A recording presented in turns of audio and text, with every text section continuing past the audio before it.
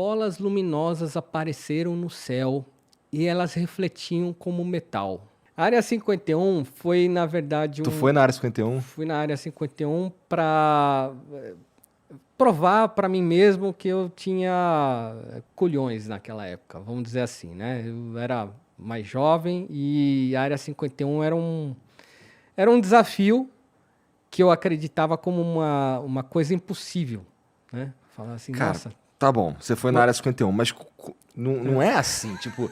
Eu não posso ir lá na Área 51. Teve uma galera fazendo lá dancinha lá um tempo atrás aí, fiz fantasiado de ET na Área 51 e tudo mais, e tinha lá os caras armados pra furar sim. quem tentasse entrar. Como é que foi isso? Eu tava nos Estados Unidos quando um cara criou uma comunidade no Facebook, uma página, né, no Facebook, vamos invadir a Área 51. Isso viralizou, entrou 2 milhões de pessoas falando assim, vamos combinar o dia e a hora. Vamos fazer uma avalanche ali, entra todo mundo, né? Era mais ou menos assim. E o Trump chegou e falou assim,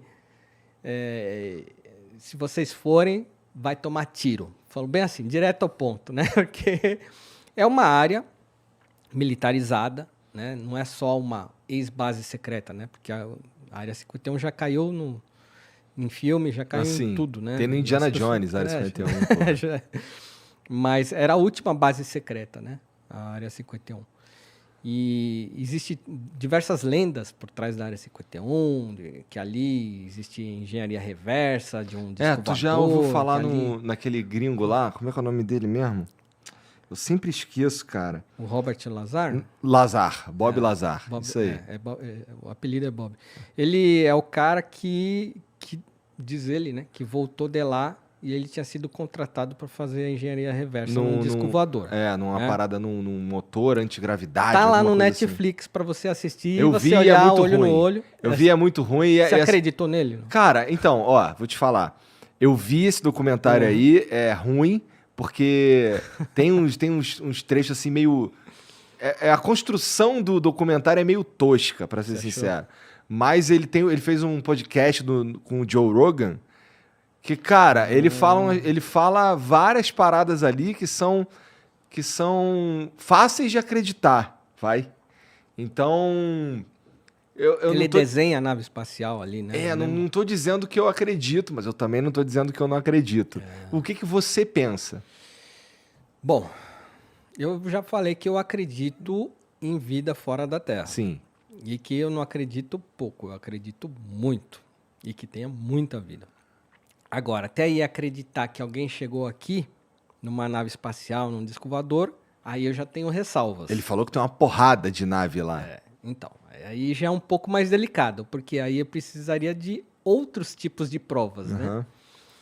Eu sou um feliz proprietário de, numa dessas andanças colhendo materiais históricos, caiu na minha mão uma relíquia, que você não vai acreditar, mas vai ficar para um outro podcast que você me chamar, porque eu tenho esse material.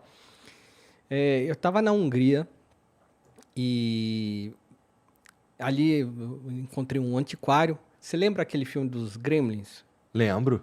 Você lembra o antiquário que tinha no início do filme, onde encontraram o Dismo, né, que é o Gremlin lá? Então, eu entrei num lugar bem louco, que nem aquele ali. Aí tinha o velhinho e ele só falava húngaro. E o húngaro, você sabe que é uma língua que dizem que uma raça alienígena chegou, ensinou húngaro e foi embora. Eu não sei nem como soa húngaro. Porque ela não tem nenhuma irmã com nenhuma língua conhecida. Ela não... Ninguém descobriu ainda. Realmente é uma das línguas mais difíceis de se falar. E ela não se liga ao germânico, nem ao latim, nem ao cirílico. Enfim, é uma coisa assim... O húngaro realmente é único, né? Imagina eu me comunicando com o húngaro. Né? Não tinha, é jogo de mímica ali, né? E eu queria falar, Brasil, coisa antiga, tem aí coisa muito antiga. Procurando coisa de Santos Dumont.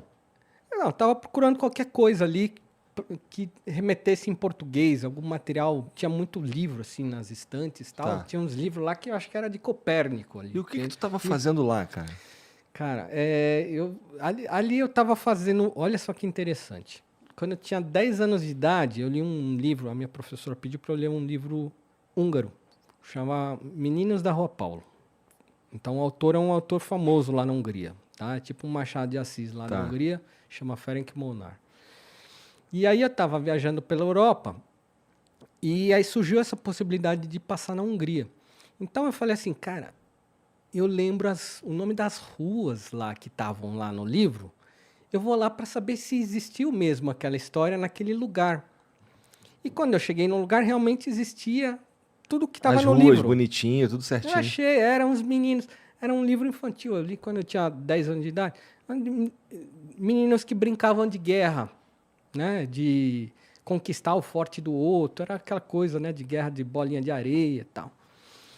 E eu descobri esse lugar lá. E aí eu falei, olha, aqui realmente aconteceu, a rua Ferenc Molnár, existe até a praça Ferenc Molnár, tá aqui a área baldia e tudo mais, eu quero levar alguma lembrança daqui.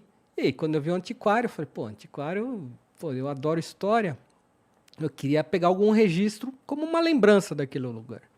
E quando eu entrei nessa loja, foi interessante, porque você tenta se comunicar em inglês, eles não entendem. Brasil, já ouvi isso alguma vez na minha vida, né? Tá. E aí ele trouxe uma pastinha, se vê que era uma coisa antiga. A pastinha já era um negócio que parecia do século XV, assim, né? Toda rebuscada, com chavinhas, assim, tudo mais. E ele falou assim, Brasil, e pôs na minha mão. E aí eu abri a pastinha, dentro tinha um folhetinho que era um jornal de Portugal impresso para o rei Dom João. Estava lá na capa, né? Era uma espécie, naquela época, o rei ele se informava por jornal o que estava acontecendo ao redor, né, dos outros países. E aquilo estava escrito em português, mas não em bom português, porque o português de 1760 ali é um português que as letras ali se misturam. O F, na verdade, tem som de S. Então, para você ler é um pouco chato. Entendi. Você lê bem devagar aquele documento. Mas eu falei, cara, quero levar isso aqui, né?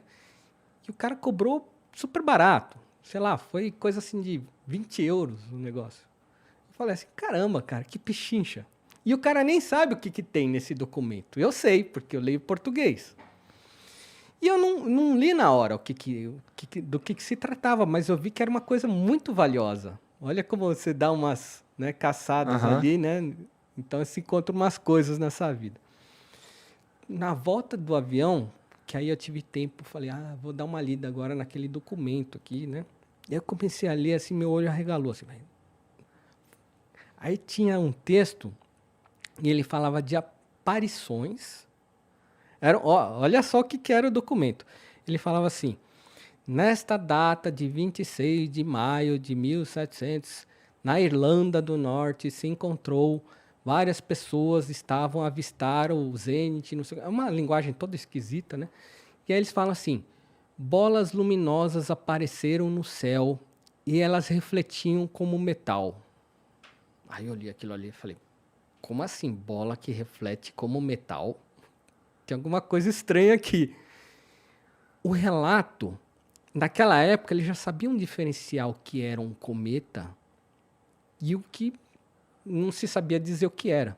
Lembrando que isso daí muito antes, 200 anos antes de Santos Dumont. Sim, 200 anos antes de Dumont. E ali ele tem um relato naquele jornal que 1000 pessoas testemunharam lá na região da Irlanda ali.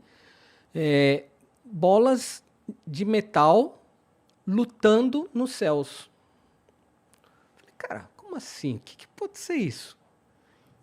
Aparentemente, e eu não estou dizendo que mas aparentemente ali é um relato do primeiro OVNI que se tem na história e foi parar na minha mão por 20 euros. E aí eu olhei aquilo ali e falei, cara, isso aqui é poderoso, deixa eu guardar isso aqui.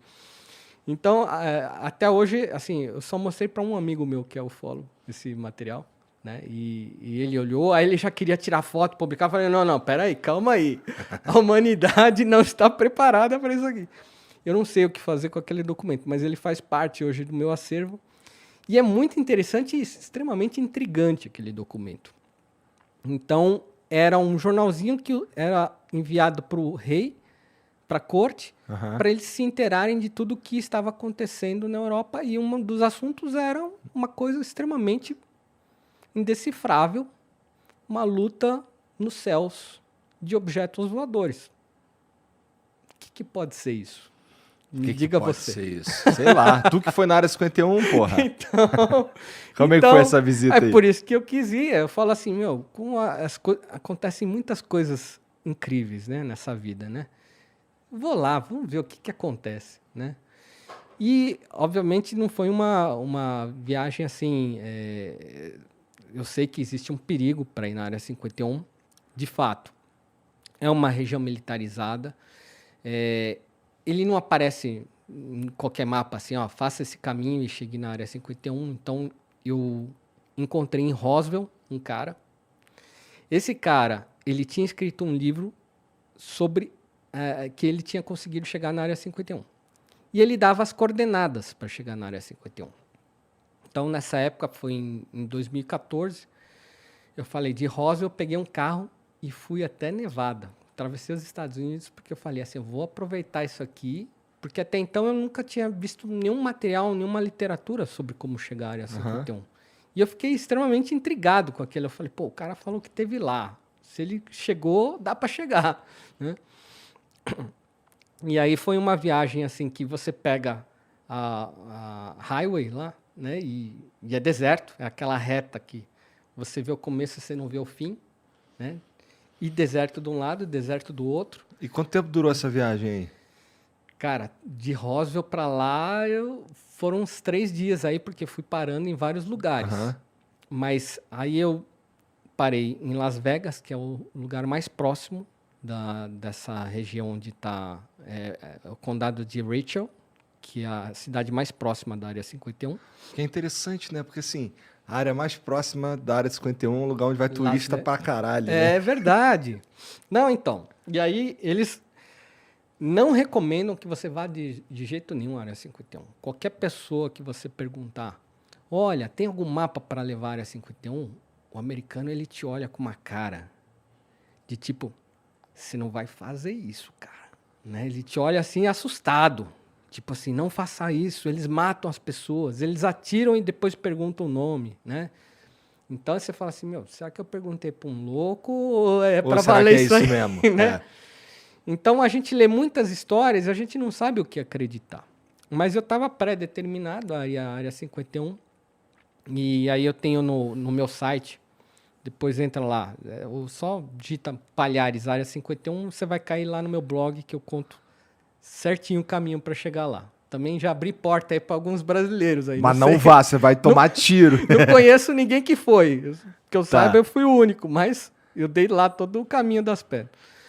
E aí, você chega nessa cidade que se chama Rachel, que é uma cidade assim que tem 20 trailers. Essa é a cidade. Tipo, todo mundo mora no trailer no deserto. Aí você chega lá e fala, bom, onde é que se come aqui, né? Bom, tem uma lanchonete lá, que é o Alien Inn, o nome da lanchonete. Olha só, né? E só tem gente pirada lá dentro, né?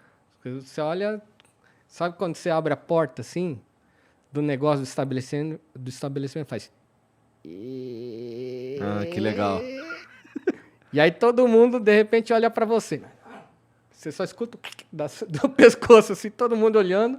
O forasteiro ali na frente da porta, ali, parado. Opa, né? Tô entrando. E realmente muita gente esquisita, né? O pessoal, né? Bicho, uns estilos assim, sabe ZZ Top? Aqueles ZZ Top? Parece que tem um monte de ZZ Top ali. Todo mundo de óculos escuros, redondinho, a barba até lá no joelho, né? Os caras grandões e tal.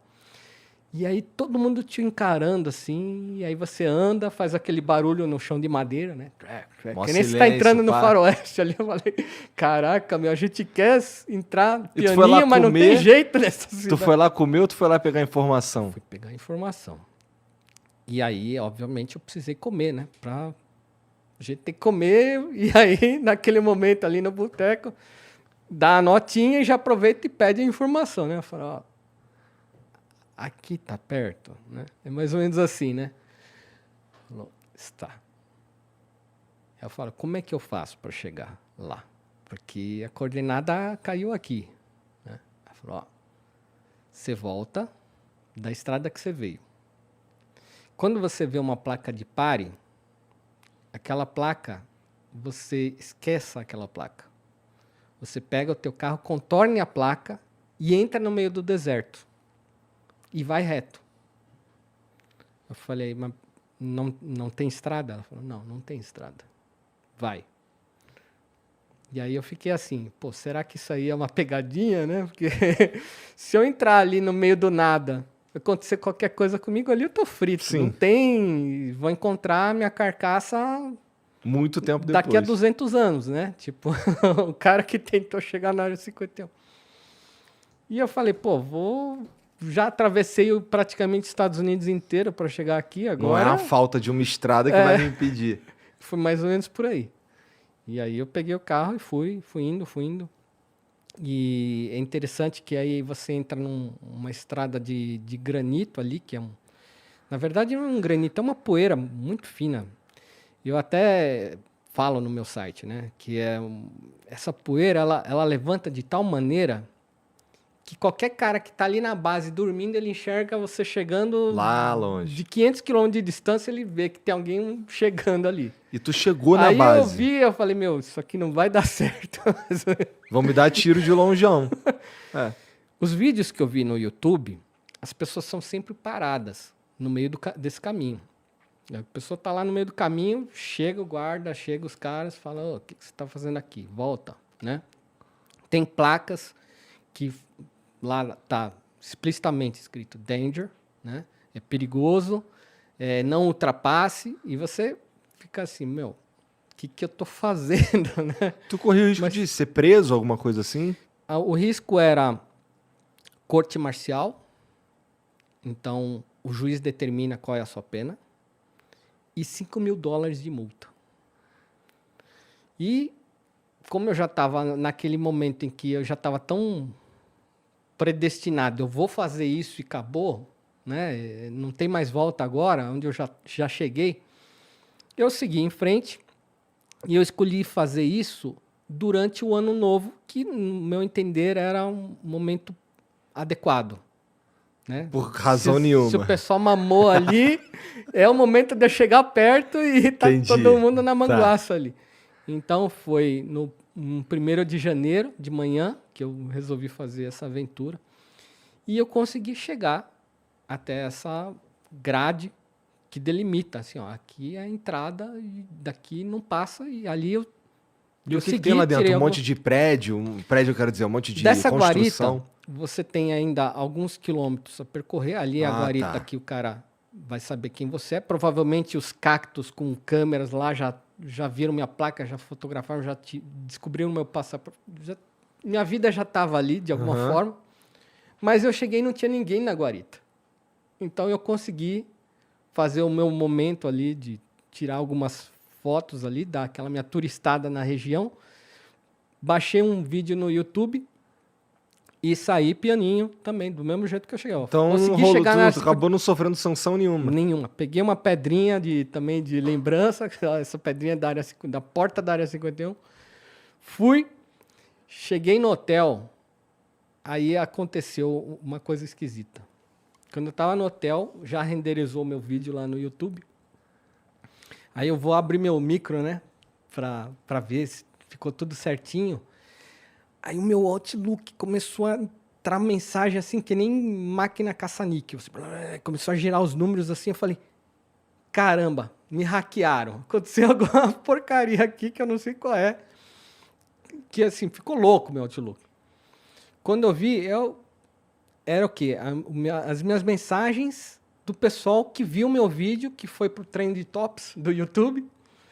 De repente, nível mundial, escala mundial, eu recebi 120 mil visitas em 5 minutos, foi uma coisa assim. E todo mundo ali comentando, isso daí não é área 51, é o quintal da minha casa. Isso aí, cara, você é meu herói. Não, isso aí não é área 51, conta outra, mané. Então, tinha de tudo ali, né? E o pessoal comentando, e eu falei, puxa, ainda bem, pensei que já já tinha invadido o meu micro aqui, né? Porque foi uma parada bombástica. sinistra. 2014, tá falando? 2014 que eu fui pra área 51. Que doideira. E daí pra frente eu não soube de mais ninguém que chegou lá.